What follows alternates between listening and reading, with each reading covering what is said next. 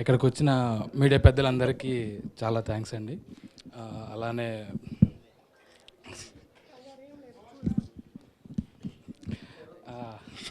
మీరు రావడం వల్ల ఇంకొంచెం ఎక్కువ అవుతున్నట్టు. చాలా చాలా థ్యాంక్స్ అన్న, మీరు చూపించగానే వచ్చేసారు. చాలా చాలా థ్యాంక్స్ అన్న. అలానే ఈరోజు నేను ఇక్కడ నిలబడడానికి మెయిన్ రీజన్ మా మేడపాటి రమేష్ రెడ్డి గారు అండి. ఫస్ట్ నాకు డైరెక్షన్ ఛాన్స్ వచ్చింది ఆయన వల్లనండి. దాని తర్వాతకి మా భవానీ గారు, సో ఆవిడ బ్యానర్లో నేను ఫస్ట్ యాడ్ ఫిల్మ్ డైరెక్షన్ చేశాను. దాని తర్వాత ఫస్ట్ సినిమా కూడా వాళ్ళ బ్యానర్లో చేశాను. Thank you ma'am. And Rammohan గారు చాలా చాలా థ్యాంక్స్ సార్. సో ఇక్కడ లేని ప్రశాంత్ గారు కూడా చాలా థ్యాంక్స్ అండి. సినిమా మంచి సినిమా అనుకుని తీసాము. సో ఒకసారి మీరు చూసి మీరే చెప్పాలి సార్. సో ఈ మధ్య చిన్న సినిమాలకి మీడియా వాళ్ళు చేసినంత సపోర్టు చాలా చాలా పెద్ద సపోర్ట్ చేస్తున్నారు. సో అలానే ఈ సినిమాను కూడా మీరు సపోర్ట్ చేస్తారని చెప్పేసి కోరుకుంటున్నాను.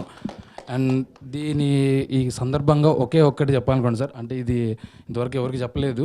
నిఖిల్ అన్న యాక్చువల్గా కార్తికేయ 2 సినిమాలో కృష్ణుడు మిమ్మల్ని సెలెక్ట్ చేసుకున్నట్లు ఈ సినిమా మిమ్మల్ని సెలెక్ట్ చేసుకున్నారు ట్రైలర్ లాంచ్కి. దానికి ఒక రీజన్ ఉంది. మీ సూర్య వర్సెస్ సూర్య సినిమాకి నేను సెట్ బాయ్.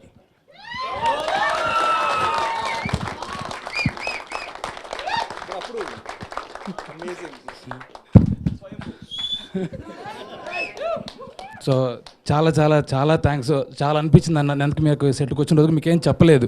మీరు అప్పుడు సెట్లో చూసాను, అప్పుడు ఎలా ఉన్నారో ఇప్పుడు అలానే ఉన్నారు. అంతకు మించి హంబుల్గా డౌన్ టు ఎర్త్. నిజంగా మీరు ఈ స్థాయిలో ఇంతకు మించి ఎక్కువ స్థాయిలో ఉండాలి. ఈ స్థాయిలో ఉండడానికి మీరు అర్హులు కూడా అన్న. అట్ ది సేమ్ టైం మీరు ఇక్కడికి వచ్చారు, అదే చాలా థ్యాంక్స్. అంతే అందరికీ. దాంతోపాటు ఈ సినిమా ఇట్లా థియేటర్లకే వెళ్తుందంటే one of the main reason మా వంశీ నందిపాటి గారు.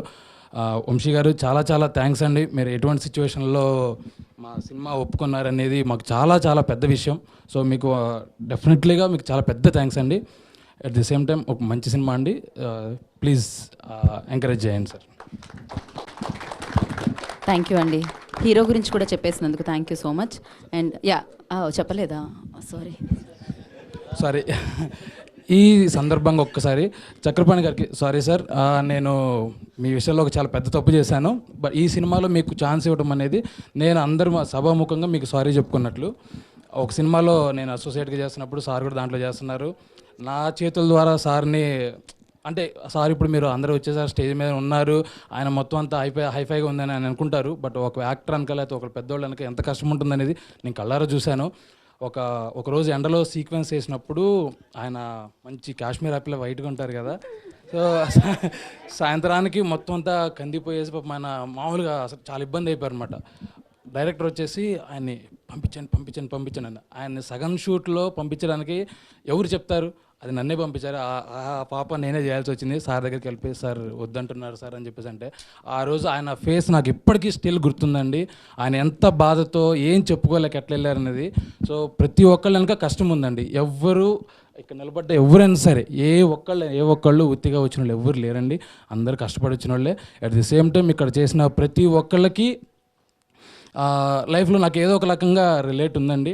At the same time especially నా టీం, నా ఫ్రెండ్స్, మా శివ అయితే మీ మోహన్ అయితే మీ నా డిఓపి నా ఫ్రెండ్ సిద్ధార్థ్ అయితే మీ తర్వాతకి ఇక్కడ మ్యూజిక్ సంజీవ్, హీరోయిన్ మన వైశాలి రాజ్ అయితే మీ తర్వాత అలీ అన్న అయితే మీ మోయిన్ అన్న అయితే మీ లావణ్య గారు అయితే మీ అందరూ మొత్తం చాలా చాలా చాలా బాగా చేశారు, కోఆపరేట్ చేశారు. మొత్తం అంతా అంటే ఒక ఫ్యామిలీ లాగా అయిపోయిందండి మొత్తం సినిమా ఇట్లా కాకుండా.